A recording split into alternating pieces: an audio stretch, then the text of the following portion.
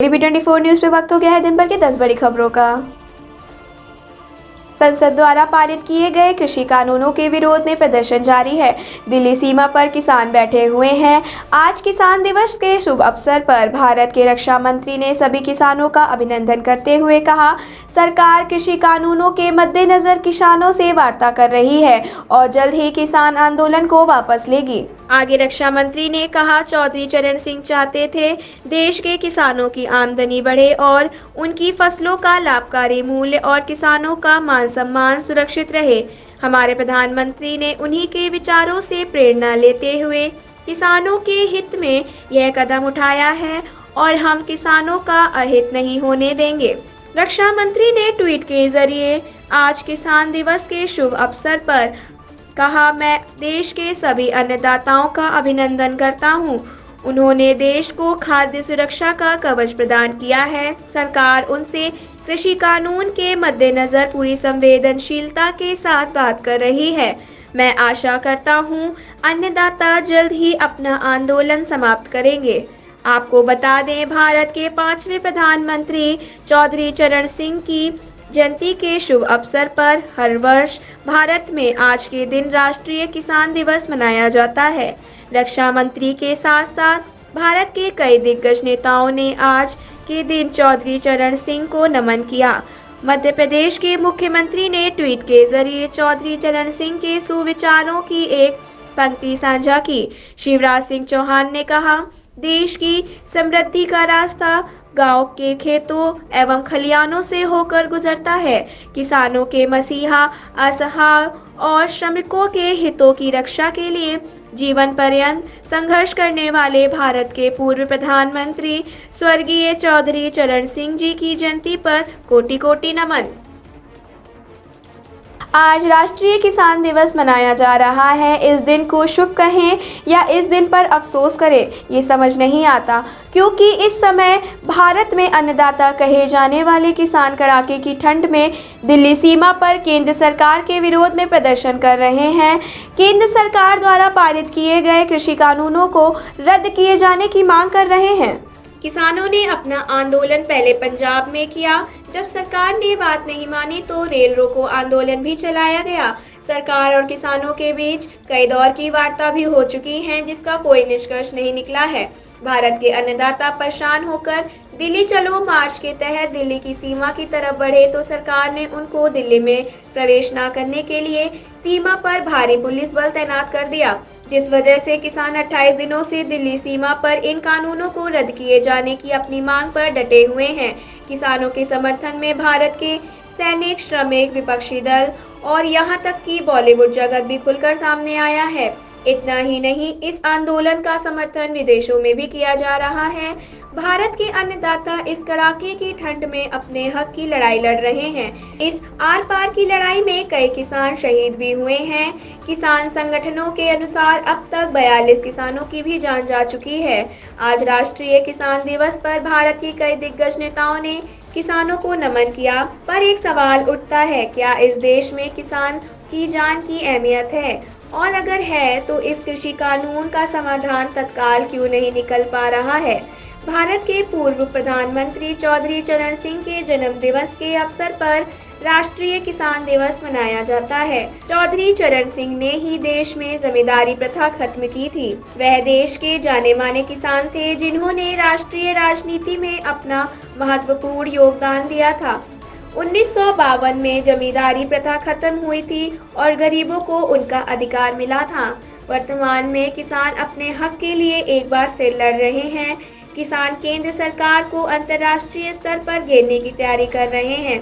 किसान नेताओं ने इंग्लैंड के सांसदों को पत्र भेजकर अपील की कि अपने प्रधानमंत्री को किसानों के समर्थन में भारतीय गणतंत्र दिवस समारोह में शिरकत करने के लिए आने से रोकें। इस आंदोलन का समाधान निकालने के लिए केंद्र सरकार और किसानों के बीच अभी भी संघर्ष चल रहा है। कांग्रेस नेता राहुल गांधी ने केंद्र सरकार पर टीकाकरण की योजना को लेकर निशाना साधते हुए ट्वीट के जरिए कहा, अमेरिका, चीन, ब्रिटेन और रूस जैसे देशों में टीकाकरण अभियान प्रारंभ हो चुका है, तो भारत में टीकाकरण कब शुरू होगा? भारत का नंबर कब आएगा, मोदी जी? आगे राहुल गांधी ने कहा, दुनिया भर में 23 लाख लोगों को अभी तक कोरोना वैक्सीन लग चुकी है। चीन, ब्रिटेन, रूस और अमेरिका में टीकाकरण अभियान प्रारंभ हो गया है। इसके साथ राहुल गांधी ने एक ग्राफ की तस्वीर भी साझा की है। इस ग्राफ में अब तक इन चारों देशों में कितने लोगों को वैक्सीन लग चुकी है, इसके बारे में बताया गया है। बता दें, इस महामारी से प्रभावित होने वाले देशों की सूची में भारत दूसरे नंबर पर है। मध्य प्रदेश शिक्षा विभाग ने सभी जिलों के कलेक्टर, संभागीय संयुक्त संचालक और जिला शिक्षा अधिकारियों को आदेश जारी करते हुए कहा कि अगर अभिभावक निजी स्कूलों में शिक्षा शुल्क नहीं जमा कर रहे हैं तो उनके बच्चों को अगली कक्षा में प्रमोट नहीं दिया जाएगा। और हाईकोर्ट जबलपुर में निजी स्कूलों की फीस के संबंध में शिक्षा शुल्क जमा करने के आदेश दिए गए हैं, जिसके बाद भी अभिभावक फीस जमा नहीं कर रहे हैं। फीस जमा न होने के कारण निजी स्कूलों के शिक्षकों और कर्मचारियों को वेतन का भुगतान नहीं किया जा रहा है। हाईकोर्ट ने आदेश में कहा कि फीस जमा करने की स्थिति में स्कूल विद्यार्थी का नाम नहीं काटेंगे। फीस जमा न होने के कारण निजी स्कूलों के शिक्षकों और कर्मचारियों को वेतन का भुगतान नहीं किया जा रहा है। हाईकोर्ट ने आदेश में कहा कि फीस न जमा करने की स्थिति में स्कूल विद्यार्थियों का नाम नहीं काटेंगे। तो वहीं 9वीं से 12वीं कक्षाओं का संचालन नियमित रूप से शुरू किया जा चुका है, जिसमें जनवरी के सत्र में अंत तक शिक्षा शुल्क के अतिरिक्त अन्य गतिविधियों की भी फीस भी ली जा सकेगी।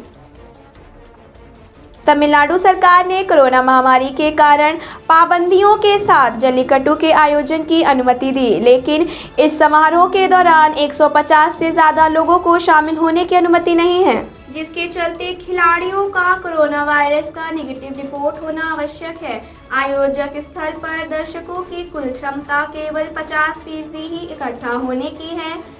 जल्लीकट्टू एक ऐसा पारंपरिक खेल है जिसे पोंगल के समय फसलों की कटाई के समय आयोजित किया जाता है। यह करीबन 400 साल पुराना खेल है। इस खेल के दौरान सांडों को भड़काकर उनकी सींग में सिक्के या नोट फंसा दिए जाते हैं। फिर भीड़ में सांडों को छोड़ दिया जाता है। लोगों को इन्हें काबू में करना होता है। सांडों के तेज दौड़ने के लिए उनकी आंखों में मिर्ची डालने से लेकर उनकी पूंछ को मरोड़ा जाता है। पशु प्रेमी खेल का काफी विरोध करते हैं, जिसके चलते सुप्रीम कोर्ट ने 2014 में खेल पर प्रतिबंध लगा दिया था। इसका काफी विरोध हुआ, लोग सड़क पे भी उतरे, जिसके बाद राज्य सरकार ने अध्यादेश पास करने से इस आयोजन की अनुमति दे दी।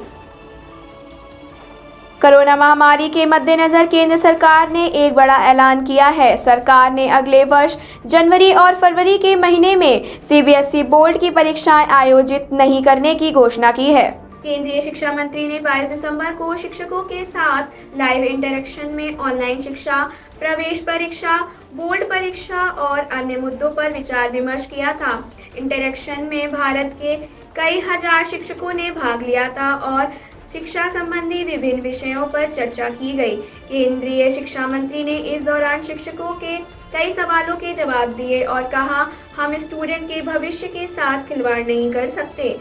इस महामारी के मद्देनजर उनकी जान खतरे में डालना समझदारी नहीं है। उनके सर्टिफिकेट पर कोरोना का धब्बा नहीं होना चाहिए। महामारी के कारण सीबीएसई बोर्ड की परीक्षाओं का आयोजन जनवरी और फरवरी के महीने में संभव नहीं है। यह परीक्षाएं कराई जाएंगी, इस पर निर्णय बाद में लिया जाएगा। जम्मू कश्मीर के डीडीसी के पहले चुनाव में गुपकर गठबंधन को 112 सीटों पर जीत मिली, तो वहीं बीजेपी ने 63 सीटों पर जीत हासिल करने वाली सबसे बड़ी पार्टी बनी। इस चुनाव में कई दिग्गजों ने भी अपनी किस्मत आजमाई, जो जम्मू कश्मीर राज्य की सरकारों में कई बार विधायक बन चुके हैं या फिर मंत्री पद पर रह चुके हैं। वहीं पूर्वी कश्मीर के बारामूला जिले में उरी तहसील से चुनाव लड़ने वाले वरिष्ठ कांग्रेस नेता और पूर्व मंत्री ताज मोइनुद्दीन 1596 वोटों से जीते हैं।